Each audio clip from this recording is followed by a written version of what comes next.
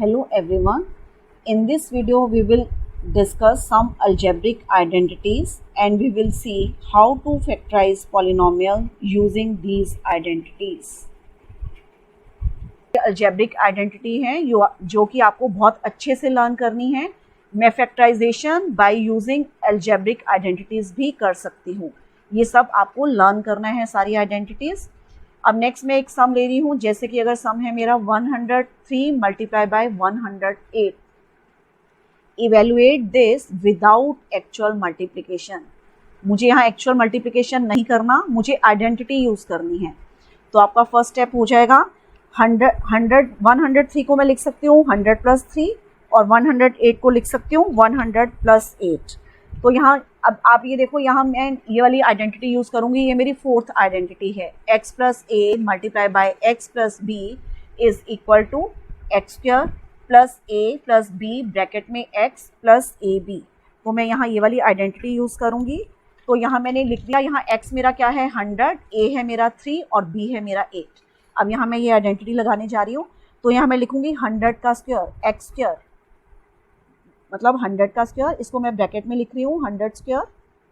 100 के बाद मैं ब्रैकेट लगा रही हूँ और इसका स्क्वायर 100 स्क्वायर प्लस, फिर ब्रैकेट स्टार्ट. ब्रैकेट में मैं लिख रही हूँ 3 प्लस 8, क्योंकि a प्लस बी लिखना है मुझे. 3 प्लस 8 ब्रैकेट बंद और बाहर में लिखूँगी 100, क्योंकि x की वैल्यू है 100 plus 3 multiply by 8. 3 multiply by 8. अब जब मैं इसको सॉल्व करती हूँ तो यहाँ मेरा 1 के बाद कितनी 4 जीरोज़ आ जाएंगी, क्योंकि 100 में 2 जीरो होती है ना, यहाँ स्क्वायर है तो 4 जीरो आ गई, मतलब 10,000 बन गया. प्लस उसके बाद 8 प्लस 3 कितना होता है 11. तो यहाँ मेरा बन गया 1100 और यहाँ मेरा बन गया प्लस 24. जब मैं इन सबको ऐड करूँगी तो आप ये देखोगे, इन दोनों को जब मैं ऐड करती हूँ, यहाँ लिखो 10,000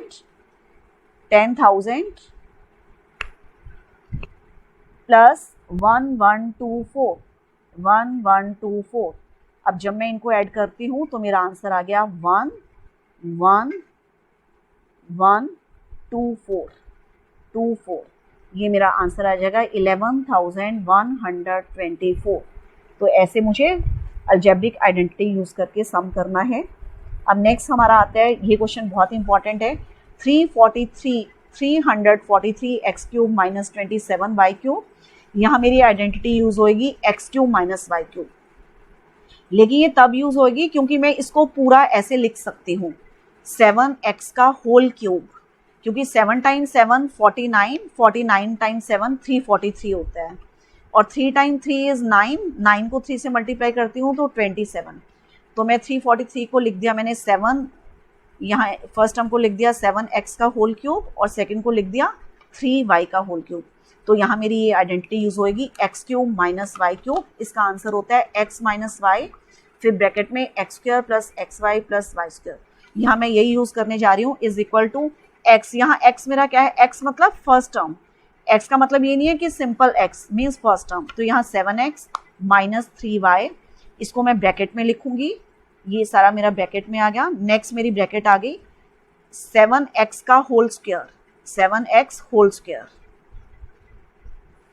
फिर plus x into y, 7x into 3y, 7x 3y plus y square means 3y का होल स्क्वायर. 3y को मैं ब्रैकेट में लिख के इसका होल स्क्वायर, और अपनी मैं ब्रैकेट क्लोज कर रही हूँ जो स्टार्टिंग में मैंने ली थी.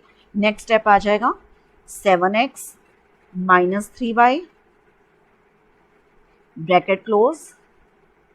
अब यहाँ मैंने ब्रैकेट लगाया तो यहाँ मेरा 7x यहाँ आ जाएगा 49x square plus 21xy plus 9y square. अब यहाँ मेरा इसके ये फैक्टर्स बन गए. इसको और ज़्यादा नहीं, ये मेरा फैक्टराइजेशन ऑफ दिस, ये आपका इधर आंसर आ गया है. अब नेक्स्ट ये क्वेश्चन बहुत इंपॉर्टेंट है. Without finding cubes find the factor of this. आपको यहाँ इसका क्यूब नहीं निकालना, लेकिन इसके फैक्टर्स बनाने हैं.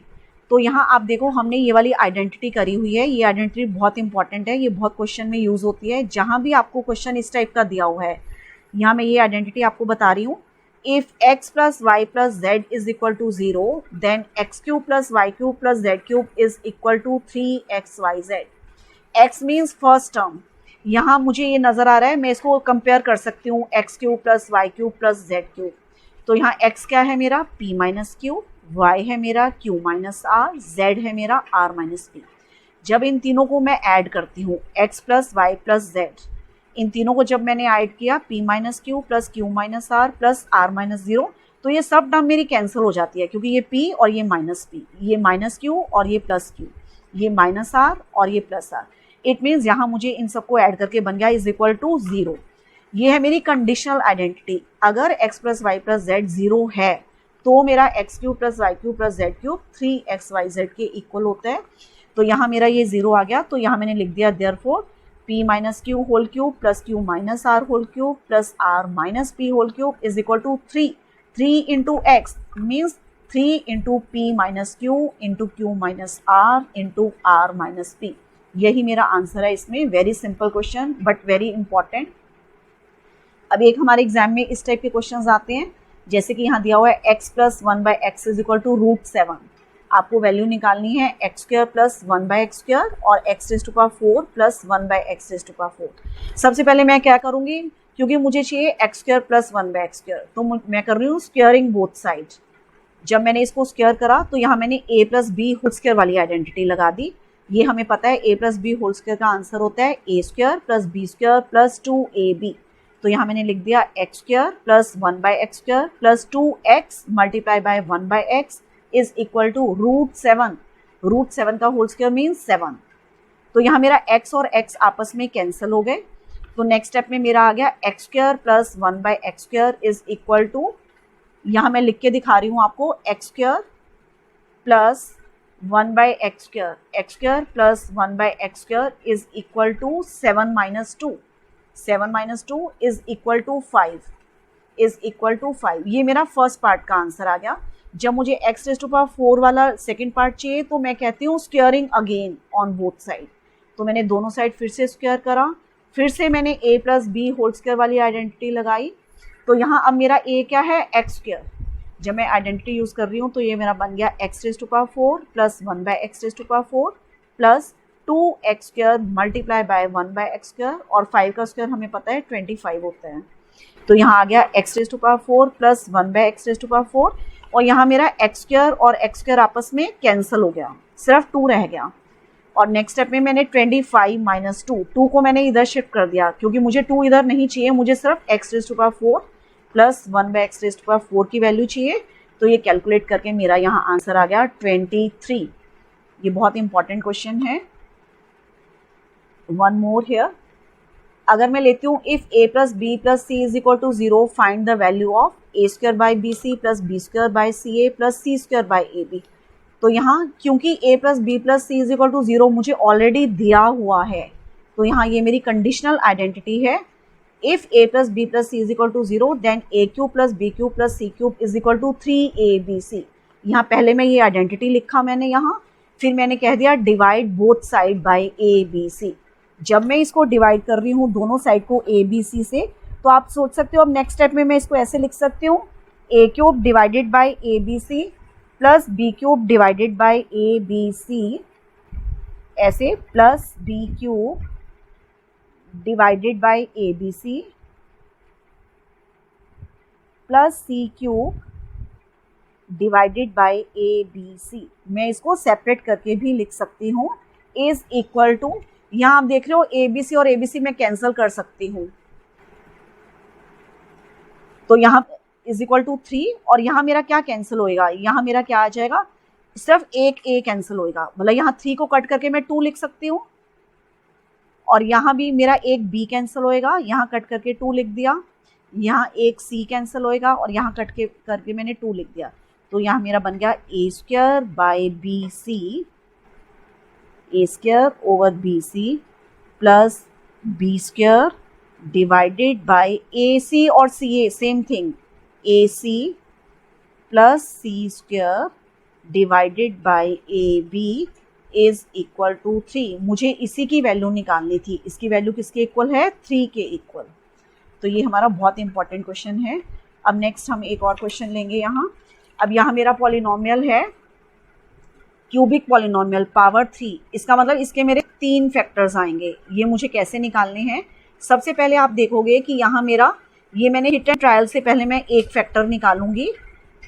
यहाँ मेरा मैं सबसे पहले y को सपोज 1 पुट करके देख रही हूँ। यहाँ मेरी कांस्टेंट टर्म है -1। यहाँ मैंने इसके अगर मैं फैक्टर सोचती हूँ तो +-1 अगर मैं लेती हूँ। यहाँ मैंने y को अगर पहले मैंने 1 सोचा तो मैं p ऑफ 1 निकाल रही हूँ। p ऑफ 1 मैंने पुट करा, y की जगह यहाँ मैं 1 लगाती जा रही हूँ। 2 1 whole cube plus 1 square minus 2 times 1 minus 1, तो यहाँ मेरा आ गया 2 + 1 - 2 - 1। इसका मतलब ये मेरा आ गया 0। अब मेरा p ऑफ 1 अगर 0 आ जाता है तो फैक्टर थ्योरम ये कहती है कि y - 1 is a factor of p of y। अब मुझे एक फैक्टर पता चल गया है। जब मुझे एक फैक्टर पता चल गया तो मैं इस क्यूबिक पॉलिनोमियल को y - 1 से डिवाइड कर रही हूँ। कैसे करूँगी? लॉन्ग डिवीजन मेथड से। अब फर्स्ट स्टेप हमने ये पहले भी समझा था। फर्स्ट यहाँ मुझे क्या बनाना है? मैं y - 1 को किससे मल्टीप्लाई करूँ ताकि मेरा 2y³ आ जाए। तो यहाँ मैंने नंबर सोचा 2y²। जब मैं 2y² से मल्टीप्लाई करती हूँ तो यहाँ मेरा आ गया 2y³ माइनस, क्योंकि -1 भी मल्टीप्लाई होएगा 2y² से, तो -2y²। नेक्स्ट स्टेप जैसे कि हम अरिथमेटिक में करते हैं कि मुझे माइनस ही करना है, अलजेब्रा में माइनस करते वक्त मेरे साइन चेंज हो जाएंगे। तो ये वाला साइन मेरा बन गया नेगेटिव, क्योंकि यहाँ 2y³ है तो ये अंडरस्टूड है कि ये वाला मेरा पॉजिटिव ही है। यहाँ मैं लिख के दिखा सकती हूँ ये मेरा पॉजिटिव ही है, इसलिए मैंने इसके नीचे लिख दिया नेगेटिव और नेगेटिव की जगह नीचे लिख दिया पॉजिटिव। जब मैं इसको सॉल्व कर रही हूँ 2y³ माइनस y³, अब मैं -2y³, ये मेरी फर्स्ट टर्म कैंसिल हो गई और नेक्स्ट में यहाँ मेरा बन गया y² प्लस 2y², तो यहाँ मेरा आ गया 3y²। 3y² माइनस 2y, और आप इस स्टेप में -1 भी साथ में लिख सकते हो, इसमें कोई हार्म नहीं है। यहाँ मैंने -1 भी लिख दिया। अब नेक्स्ट स्टेप है मैं y - 1 को किस नंबर से मल्टीप्लाई करूँ ताकि मेरा 3y² बन जाए। तो यहाँ मैंने सोचा 3y प्लस 3y। जब मैं मल्टीप्लाई कर रही हूँ तो यहाँ मेरा आ गया 3y² माइनस 3y। फिर से मैंने साइन चेंज करे, फर्स्ट टर्म मेरी कैंसिल हो गई और नेक्स्ट मेरा आ गया -2y plus 3y means only y, और यहाँ मैंने -1 मेरा साथ साथ चलता रहेगा, y -1 आ गया इधर। अब मैंने y -1 को किससे मल्टीप्लाई करूँगी? +1 से, तो यहाँ आ गया y -1। तो ये मेरी दोनों टर्म्स इस स्टेप में मेरी कैंसिल होगी, तो यहाँ आ गया 0। क्योंकि y - 1 इसका फैक्टर था तो इसलिए मेरा रिमाइंडर यहाँ 0 आ गया। अब मेरा यहाँ पॉलिनोमियल है p ऑफ, यहाँ मैं x नहीं लिखूँगी, यहाँ मैं y लिखूँगी, p ऑफ y। जो मेरा गिवन पॉलिनोमियल था तो इसको मैं लिख सकती हूँ y - 1 multiply by 2y² plus 3y plus 1। अब जैसे कि हमने इसी वीडियो में करा है कि method of splitting the middle term, जो 2y² प्लस 3y प्लस 1, इसको मैं कैसे करूँगी? यहाँ आप देख रहे हो मैंने इसको स्प्लिट कर दिया, 3y की जगह मैंने लिख दिया 2y प्लस y, क्योंकि यहाँ मेरा AC क्या है? 2। ऐसे दो नंबर्स जिनको ऐड करके 2 बने, 3 बने और मल्टीप्लाई करके मेरा 2 बने, तो यहाँ मैंने चूज़ करे हैं 2 और 1। 2 और 1 ऐसे दो नंबर्स हैं जिनको मल्टीप्लाई करके मेरा 2 बन रहा है और ऐड करके 3 बन रहा है, तो मैंने इसको स्प्लिट कर दिया 2y प्लस y। और फिर नेक्स्ट स्टेप में मैंने y - 1, यहाँ मैंने फर्स्ट दो टर्म में से 2y कॉमन निकाला, अंदर रह गया y प्लस 1। फिर मैंने +1 कॉमन निकाला, y प्लस 1। अब नेक्स्ट स्टेप मेरा क्या है? y - 1, उसके बाद मेरा है 2y, और फिर से मैं y प्लस 1, इधर मैं y प्लस 1 कॉमन निकाल सकती हूँ। यहाँ मैं लिख रही हूँ, नेक्स्ट स्टेप में यहाँ लिख रही हूँ y - 1, और फिर ब्रैकेट में मैं y प्लस 1 कॉमन निकाल रही हूँ यहाँ से, y प्लस 1, और अंदर मेरा क्या बचा? सिर्फ 2y प्लस 1, 2y प्लस 1। तो ये मैंने यहाँ करके दिखाया है। तो यहाँ मेरे, क्योंकि ये क्यूबिक पॉलिनोमियल थी तो यहाँ मेरे 3 फैक्टर्स आ गए हैं। ये मैंने इधर राइट साइड पे भी इधर सॉल्व करके दिखाई है सेम चीज़। तो यहाँ मेरे polynomial py is equal to y - 1, y plus 1, 2y plus 1। These are 3 factors. Okay, thank you for watching this video.